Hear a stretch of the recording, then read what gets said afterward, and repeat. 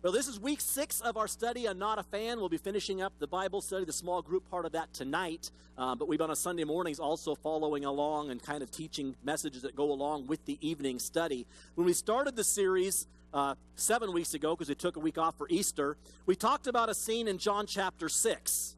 It says, great crowds were traveling with Jesus. By now, he was at the height of his popularity. Word had spread about miraculous healings and inspirational teaching. So huge crowds had gathered to cheer him on. We're told that there were about 5,000 men, but that was just the men. Likely the crowd was in excess of 15,000 by the time you add the women and children. After a full day, Jesus knew that the people were getting hungry. So he turned to his disciples and asked what all the people would do for food. He says, they've got to be hungry by now. What are they going to do for food? Now, Jesus already knew what they were going to do for food, but he's trying to find out how much faith the disciples have. What do the disciples think? 15,000 people are a lot of mouths to feed. How many of you ever cooked for a large group? We've been involved in kitchen duty for summer camps and stuff with excess of 300 kids sometimes, and, to try to figure out how much do you need and what time do you start cooking it to cook it in big quantities. There's an art to that kind of stuff. They've got 15,000. Can you imagine trying to serve 15,000 people? One of the disciples, Philip, told Jesus that even if they had 6 months' wages, if they were all to pool their wages for 6 months together, they still wouldn't have enough money to buy for everybody. He said if we put all of our wages together for 6 months, we might be able to buy enough for everybody to have one bite. That's not enough. From Philip's perspective, that wasn't their problem. The people should have come prepared. I mean, for them to come and not have a lunch, that's not our problem. Why is it our responsibility to feed them? They should have thought about that. They can go figure out what they're going to eat. But another disciple, Andrew, had noticed a little boy in the crowd that had 5 loaves of bread and 2 small fish. Now, why did Andrew even bring up the boy's lunch? Knowing that there's 15,000 people there, why would he even say, oh, there's a boy here that has his lunch? His mom packed him a tuna lunch. That's what it is. You put the loaves and the fishes together, you have tuna sandwiches. Why would he bring that up, knowing there's 15,000 people and there's only one lunch? I have to wonder if maybe Andrew had just a little bit more faith than the rest of them. Maybe Andrew knew that if he told Jesus, we got this, Jesus could do something with that. It doesn't say, but Andrew mentioned the lunch. A lot of people just think he's just saying, well, all there is in the whole crowd is one lunch, and that's not enough. But maybe Andrew had some expectancy saying, maybe Jesus can do something with this.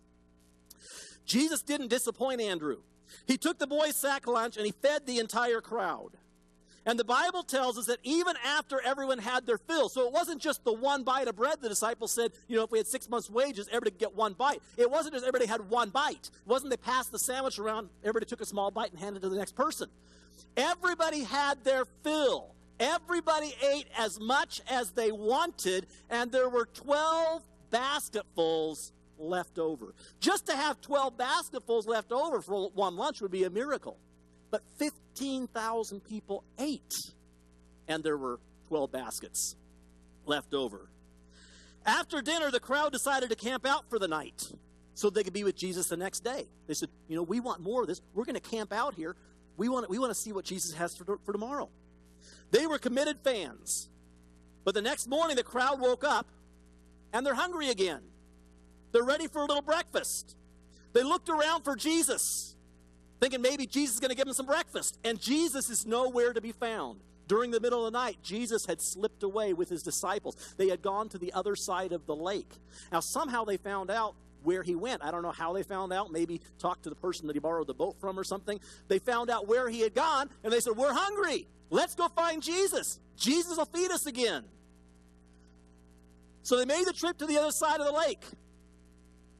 They have no higher priority than to be with Jesus, it seems. But Jesus knows why they're there. By the time they caught up to Jesus, they're starving. They've already missed breakfast. They're ready to find out what's on the lunch menu. But Jesus decided to shut down the all-you-can-eat smorgasbord. He's not handing out any more free samples. This isn't Costco. In verses 26 and 27 of Luke chapter 6, it says, Jesus said to the crowd, I tell you the truth. You're looking for me not just because you saw the miraculous signs, because that's why they first came to Jesus. We read that at the beginning of the chapter. They came to Jesus because they heard about the miraculous signs he was doing. They first came for a show. We want to see what Jesus is going to do next. Jesus says, now you're not just looking for a show. He says, you came not because you want the miraculous signs, but because you ate the loaves and fishes and had your fill. So Jesus decides to have the DTR talk with them. And for those of you who have been here for the series, you know what DTR is. Define the relationship. He says, we need to figure out, why are you here? What do you want out of this relationship? He knows that all these people aren't going to all the trouble and sacrifice to find him because they're really following him. They don't really care about him. What they want at this point is the food. They started out following him for the signs, the wonders, the miracles, the show, because Jesus always put on a good show. But now they're following him because he did something personally for them. We want more. Let's read that in John 6, 1 through 2. Why they came originally. It says, sometime after this, Jesus crossed to the far shore of the Sea of Galilee. That is the Sea of Tiberias. A great crowd of people followed him because of the signs that he had performed by healing the sick. Notice why they came? They're following him because of the signs, because of the miracles. They really didn't care about Jesus. They didn't even care about his teachings. What they wanted was a show. And now what they want is for their bellies to be filled again. He did this for me. They started out following out of curiosity. They'd heard about all the miracles in the paper, but they wanted to see them firsthand. But now they're following him for another reason. Instead of following to see what he'd do for somebody else, they're now following him because he'd done something for them, and they wanted more. With Jesus around, they'd never have to prepare a meal again. Wouldn't that be great? You don't have to prepare a meal. Jesus, I'm hungry. Okay, boom, there it is. You don't even have to put it in the microwave. Instant meal. Wouldn't that be awesome to have Jesus as your personal butler? Jesus, I'm hungry. Boom. There's your meal. Always cooked to perfection. Just the way you want it.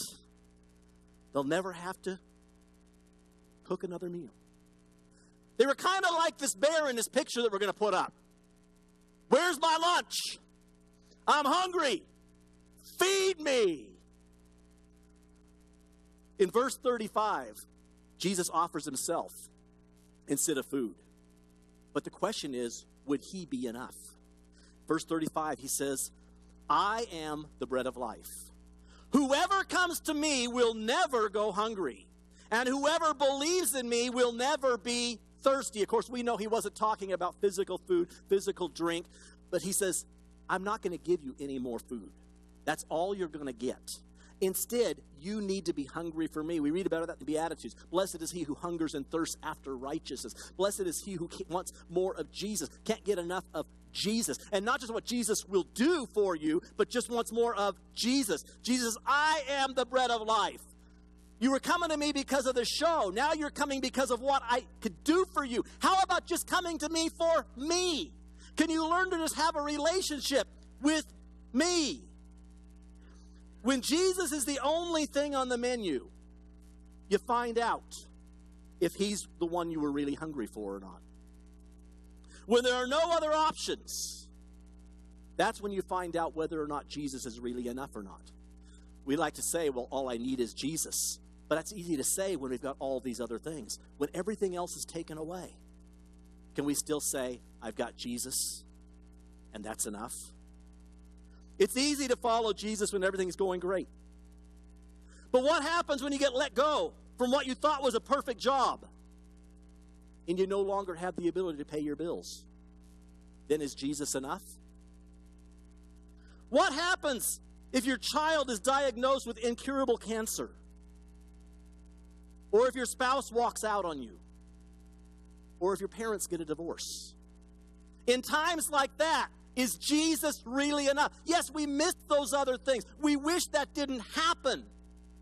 But do we say, well, if Jesus is going to do this, I want nothing to do with Jesus? Or is it, I've still got Jesus? That's something that nobody can take from me. Most of us would say, well, something like that happened. I know what I do. That's easy. I just pray harder, and I believe that Jesus would intervene. But what happens if Jesus doesn't intervene? What happens if you can't find another job that you like as well, or that pays as much as the job you just left? You find a job, but it's not the same. You say, all this praise that he gives me. What if you don't get another job? Is Jesus enough? What happens when God doesn't heal your child? You've been praying for healing. What happens when the healing doesn't come? Is Jesus enough? What happens when your spouse doesn't come back? Or your parents don't get back together? That's what you've been praying for. You're saying, I know the answer. If I just pray, this will happen. What if it doesn't happen? Is Jesus enough? I believe in prayer. I believe in miracles. But what happens when Jesus doesn't come through the way we want him to? The crowds are there for one reason at this point, because they want to be filled again. They had dinner last night, now they want lunch today. Jesus says, I'm not going to feed you. I'm not going to give you what you want. Instead, I want you to learn just to have me, just to spend time with me. What happens when we're no longer getting out of the relationship what we wanted out of the relationship? Well, if we're in the relationship for the right reasons, nothing happens. But this is when we find out.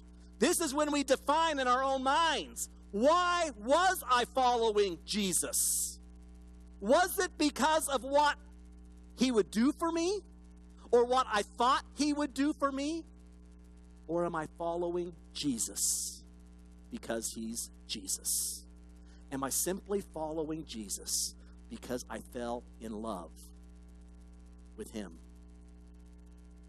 Suddenly, having a little bit of religion isn't enough. Suddenly, the spectacle, the fishes and the loaves, the Sunday service doesn't cut it anymore. In those moments when Jesus is the only thing on the menu, we find out the difference between fans and followers. Fans are in it for what they're getting out of the relationship, or what they expect to get out of the relationship.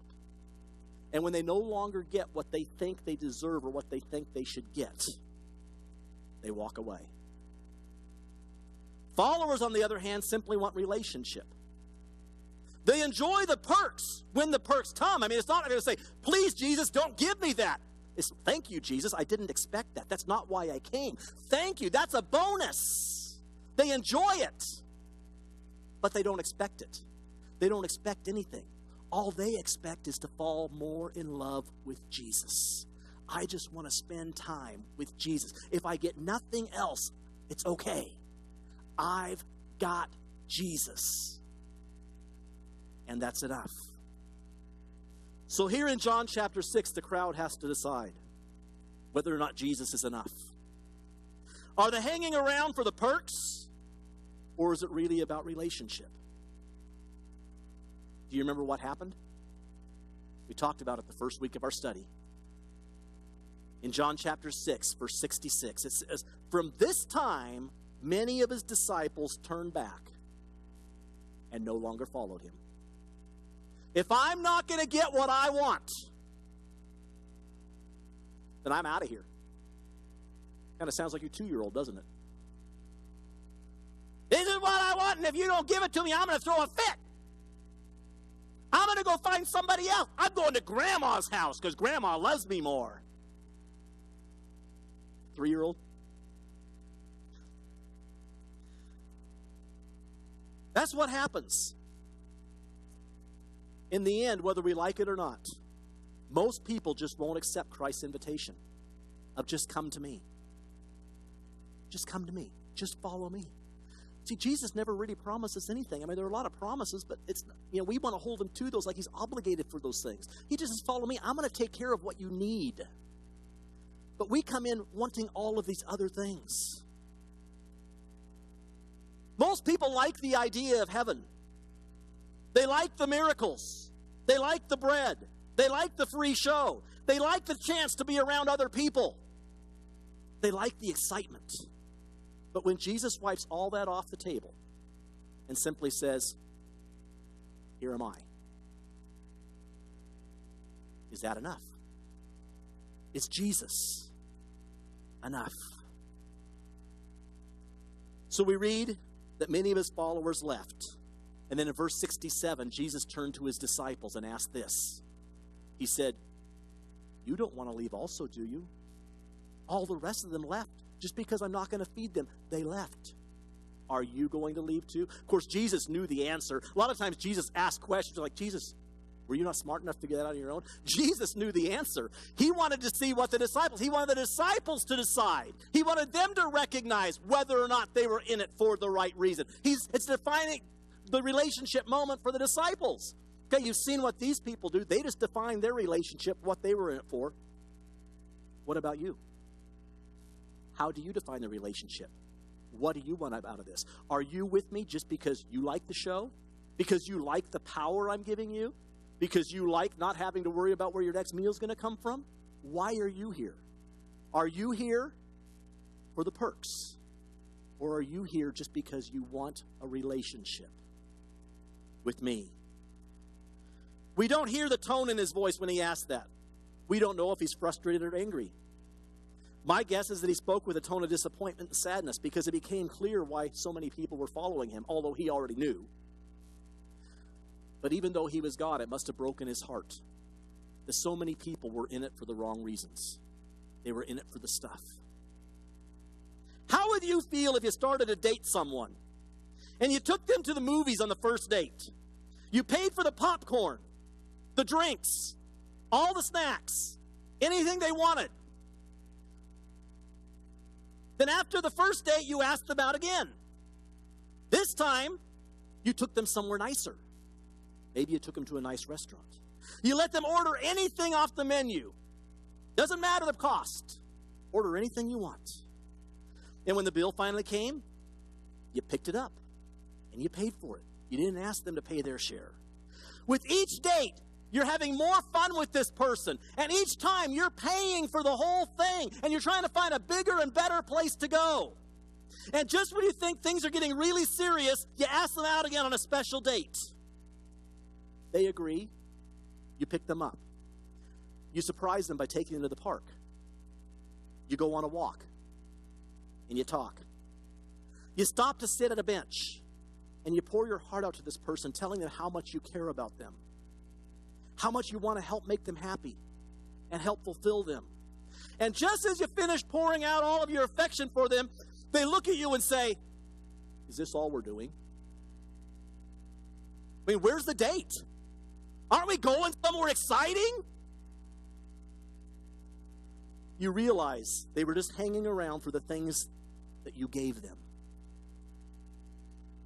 They liked the free movie tickets. They liked the free dinners. They really didn't care about you at all.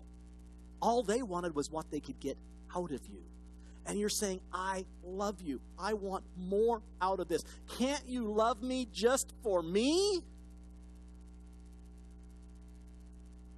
I imagine that's how Jesus felt at this time. Even though he already knew it, this is the confirmation. I thought these people were coming. I thought they were following because they loved me. But it's obvious all they wanted was what they could get out of me. They didn't really love me at all. They're looking for the next rabbi, the next teacher, the next miracle worker. They're looking for somebody who can put on a better show, somebody who will feed them. They're in it for the wrong reasons. Would his most devoted disciples turn out to be fans who weren't willing to stick around when the teaching got tough? Was this group more focused on the crowds that Jesus attracted than on his message of life? Would they abandon him like the rest of the crowd had done? In verses 68 and 69, Simon Peter answered him, said, "Lord, to whom shall we go? You have the words of eternal life. We believe and know that you are the Holy One of God." Simon Peter's words summed it up. He said, "To whom shall we go?" That one question seems to ask thousands of questions. Who could lead us like you could? There is no one else. Who cares if we get anything out of it? We're not going to follow anybody else because you are the way, the truth, and the life. There is no other that has the words of truth, the words of wisdom that you have. We don't care if we ever get anything else out of this. We've got all that we need, and we can't find that anywhere else. Who could possibly bring us closer to God but you? Why would we ever want to leave the Messiah? Who else is worth following but you? How could we ever find anybody else?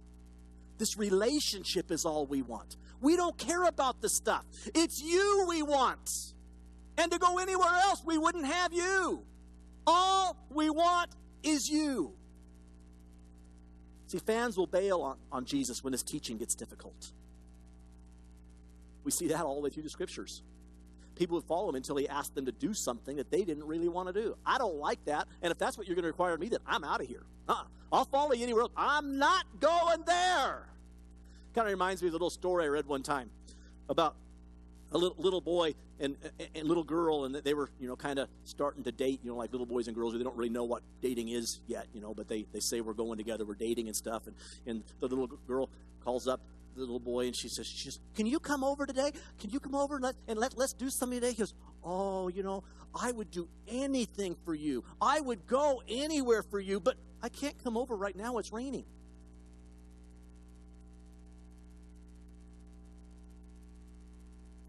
When we no longer get what we want, when it's no longer convenient, it's no longer comfortable, the fans walk away. Only the true followers stay and say, you know what? Our relationship to you is the most important thing. If that's what you want, we will follow you anywhere. The disciples were able to witness the miracles just like everyone else. They too got to fill their bellies with the loaves and fishes. But eventually they had to choose between Jesus and comfort. Between Jesus and popularity. Between Jesus and prison. And between Jesus and death. There are two promises that we can hold on to. Those are the promises of eternal life and the promise that he will be with us through tough times. We have no guarantee that we won't get a bad report from our doctor, or we won't lose our job, or something won't happen. We have no guarantees on that. Jesus never said, follow me and your life will be perfect. Follow me and I'll give you everything you ever wanted. Follow me. I mean, he does say he gives us certain desires of our hearts. That's only when our desires are in his will. See, we only want just part of the promise, not the whole promise. Jesus never said we'll never go through struggles. He never said we'd have everything we want. But he said, I will be with you through those times. I will walk with you through the dark valleys.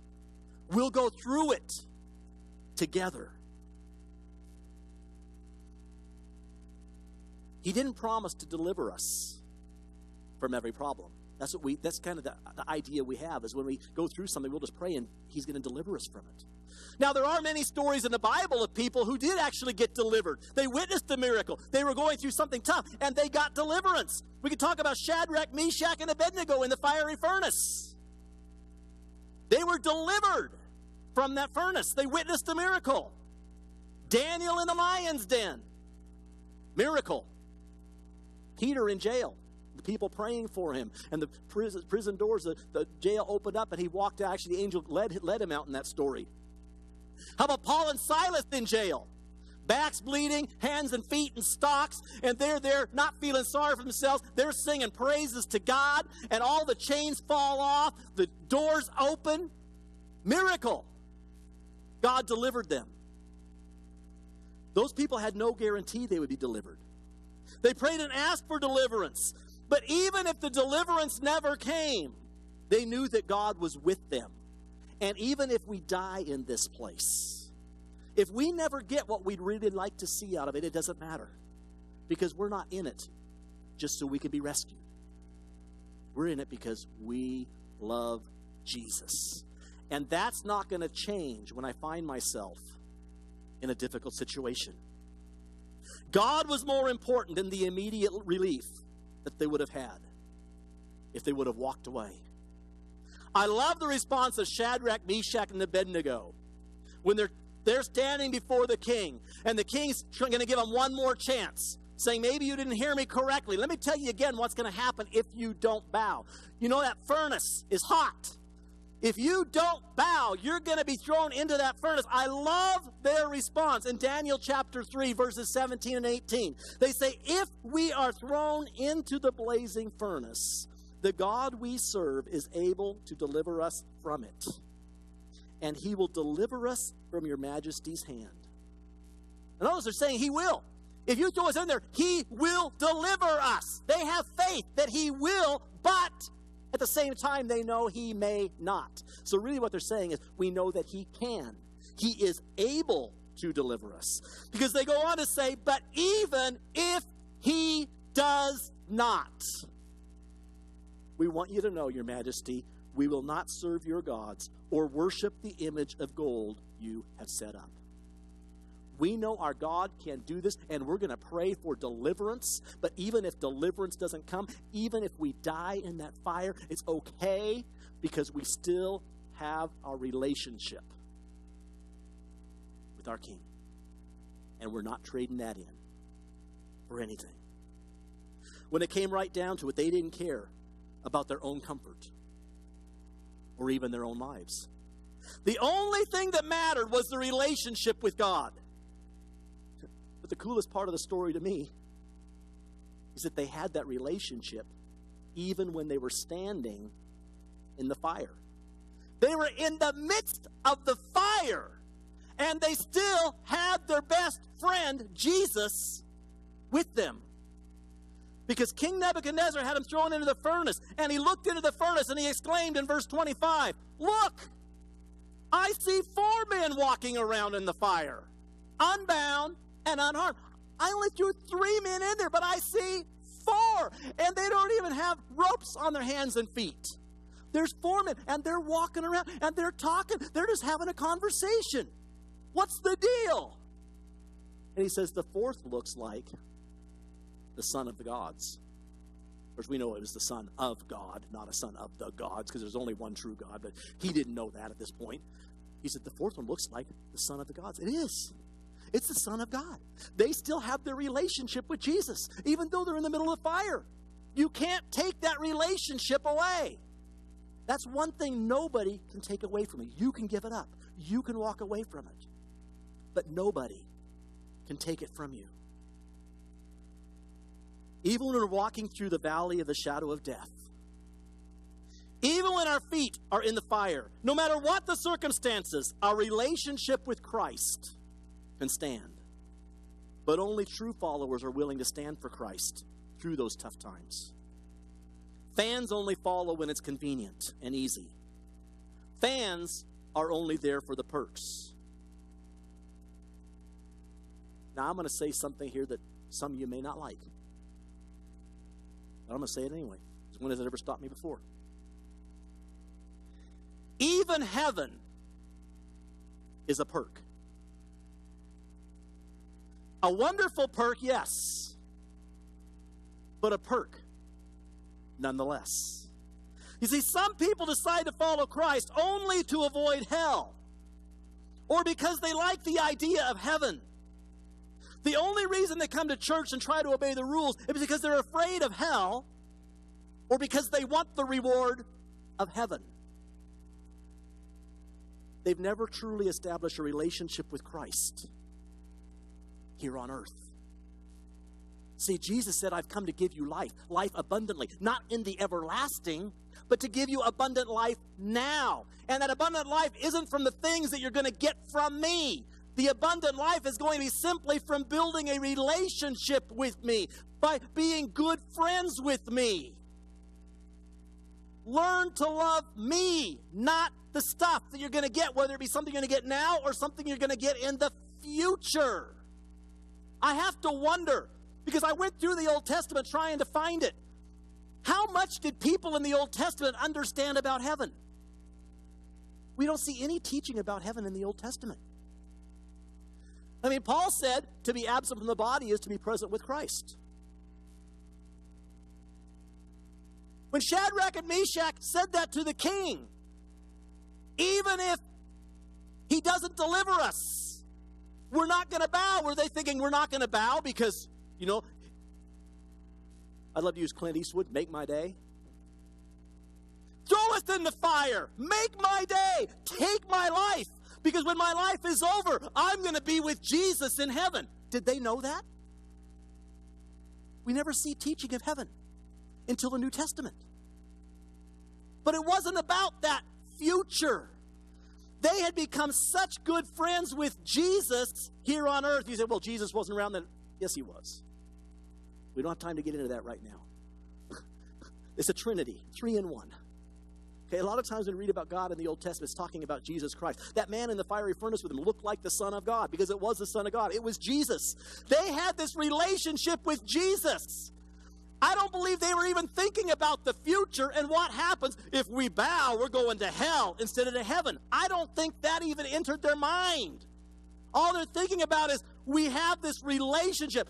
Jesus is our best friend, and there is no way we're going to do something to disappoint him because we love him too much for that.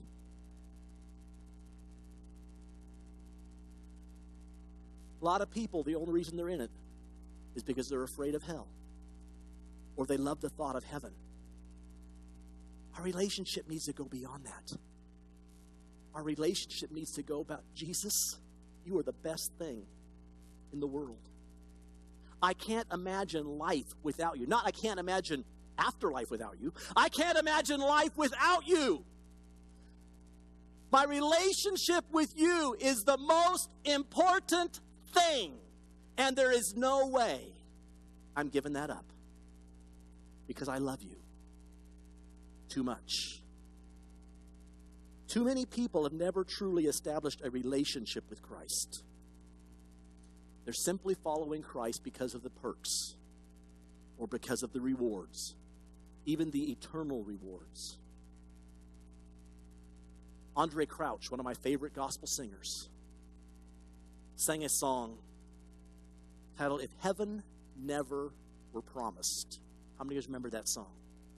If heaven never were promised. The words say, you may ask me why I serve the Lord. Is it just for heaven's gain? Or to walk those mighty streets of gold and to hear the angels sing? I mean, that's a good reason. Those rewards are good. Is it just to drink from the fountain that never shall run dry? Or just to live forever, ever and ever in the sweet by and by?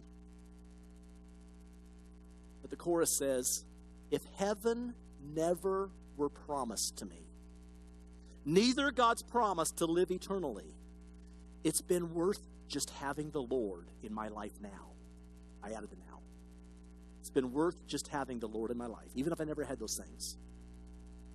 I was living in a world of darkness, and you came along and brought me the light.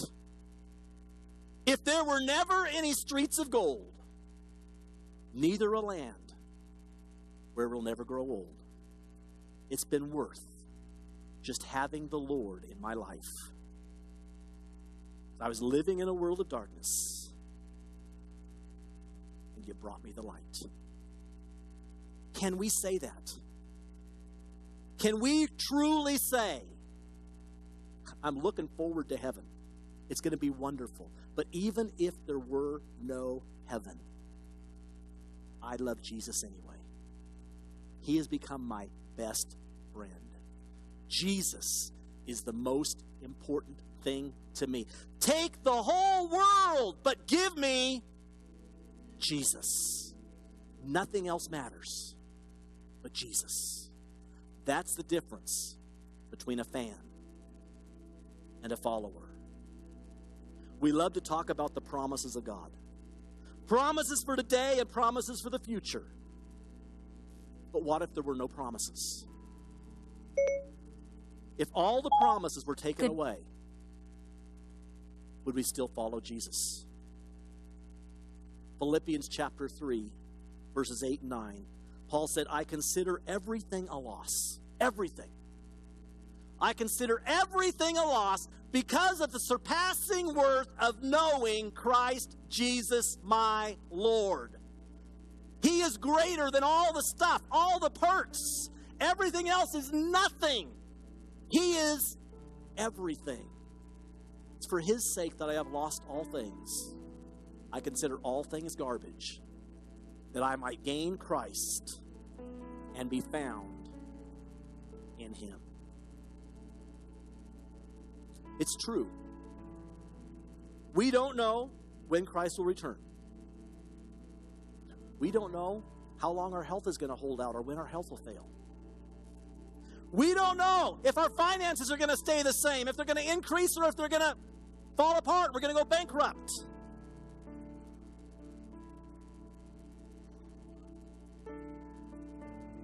We'll never know those things. We can't predict the future.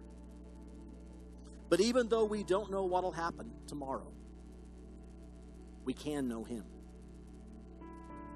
And if we know him, that should be enough. In the end, it comes down to whether Jesus is enough. And it comes down to whether or not we're going to choose to move from being a fan to a follower. Are you in it for the rewards? Are you in it for the perks? Or is Christ the only reward that you need? That's the difference between a fan and a follower. Fans are in it for what they get. Followers are in it because they've already got what they need. Christ is there.